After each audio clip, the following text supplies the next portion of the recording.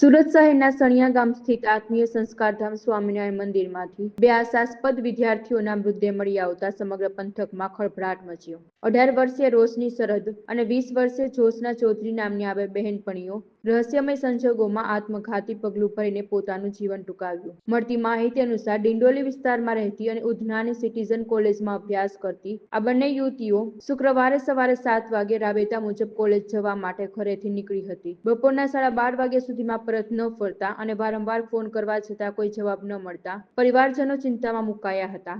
આખરે 3 વાગે ડિંડોલી પોલીસ સ્ટેશનમાં ફરિયાદ નોંધાવવામાં આવી। પોલીસે ટેકનિકલ સર્વેલન્સ અને લોકેશન ટ્રેસ કરતા તેમનું છેલ્લું લોકેશન સળિયા ગામના સ્વામિનારાયણ મંદિર પાસે મળ્યું હતું। પરિવારજનો જ્યારે ત્યાં પહોંચ્યા ત્યારે તેમની યુવતીઓની ગાડી મંદિર પરિસરમાં મળી આવી હતી। તપાસ દરમિયાન એક બાથરૂમની લાઇટ ચાલુ હોવાથી શંકા ગઈ। અંદરથી બંધ દરવાજો તોડતા બંને યુવતીઓ ત્યાં બેભાન હાલતમાં મળી આવી હતી। હોસ્પિટલ લઈ જતા તબીબોએ તેમને મૃત જાહેર કરી। સુભાષભાઈ, ઘટના એવી બની હતી ભાઈ કે છોકરી કોલેજ કહીને ગયેલી હતી। રેગ્યુલર સમય તેનો 7 વાગે ઘરથી નીકળવાનો। એ રોજ સવારે 7 વાગે જતી હતી અને કાલે પણ 7 વાગે ગઈ। 7 વાગે ગયા પછી એનો ટાઈમ હતો 12:30 1 વાગે ઘરે આવવાનો। તો 12:30 1 વાગે અમે રાહ જોઈ। એના પછી અમે ફોન કર્યા તો અમારો ફોન ઉચકો નહીં। પછી બધા સગા સંબંધી ભેગા થયા કે ભાઈ છોકરી ફોન નથી ઉચકતી। તો અમે બધાના મોબાઈલમાંથી પોતપોતાના છોકરાઓ અમારા બધાના પોતપોતાના મોબાઈલ પરથી અમે એમને ફોલો કર્યો પણ અમને કોઈ જવાબ મળ્યો નથી। એના પછી ટાઈમ થઈ ગયો 2 2:30 3 વાગ્યા। તો અમે 3 વાગે ડિંડોલી પોલીસ સ્ટેશનમાં અમે જઈને FIR નોંધાવી। ત્યાંથી અમને એવું કીધું કે પહેલાં તમે શોધખોળ કરો, પછી 24 કલાક પછી અમે અમારી કાર્યવાહી શરૂ કરીશું।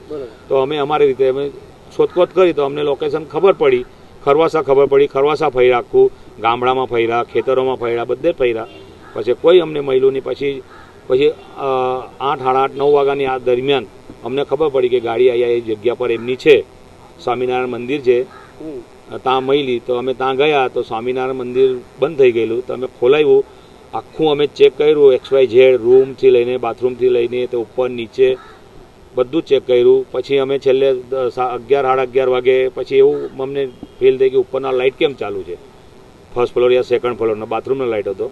એ પછી અમે જોઈને જોયું તો અંદરથી લોક હતો।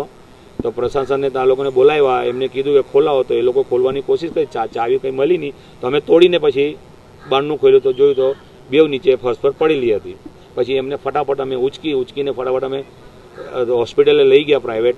ત્યાં અમને ના પાડી દીધી। પછી ત્યાંથી અમે 108 બોલાવીને પછી સિવિલમાં લાવી લીધી। રૂમમાં શું પડેલું હતું કંઈ તમને જાણવા? રૂમમાં અમે એટલા એ ટાઈમે ગભરાઈ ગયેલા હતા કે અમને કંઈ જ ખબર નથી કે આજુબાજુમાં શું છે, કેવી રીતના છે, શું છે, અમને કઈ છે। ફટાફટ અમને એવું હતું કે બેહોશ પડી હોય તો ફટાફટ આને ઉચકીને પહેલાં હોસ્પિટલે પહોંચાડે, પછી જોઈએ શું છે શું નહીં। તમને શું લાગે છે? અમને તો કંઈ ખબર જ નથી પડતી કે આ કેવી રીતના થઈ ગયું, કેમ થયું, એ જ અમને સમજ નથી પડતી। હોસ્ટેલમાં બે છોકરી રહે છે? હોસ્ટેલમાં નથી, ઘરેથી જ જાય છે કોલેજ। હા, કઈ કોલેજમાં ભણે છે? એક સિટીઝનમાં ભણે છે અને એક બીજી કોલેજમાં ભણે છે।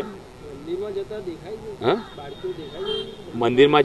દેખાય છે। મંદિરમાં ગયા 7:40 સવારે, અને ત્યાંથી એ લોકોના ચપ્પલ પર ત્યાં જ હતા। તે અમને એવું હતું કે અંદર ગયા છે ચપ્પલ કાઢીને, તો બહાર નીકળે તો ચપ્પલ તો પહેરશે જ ને।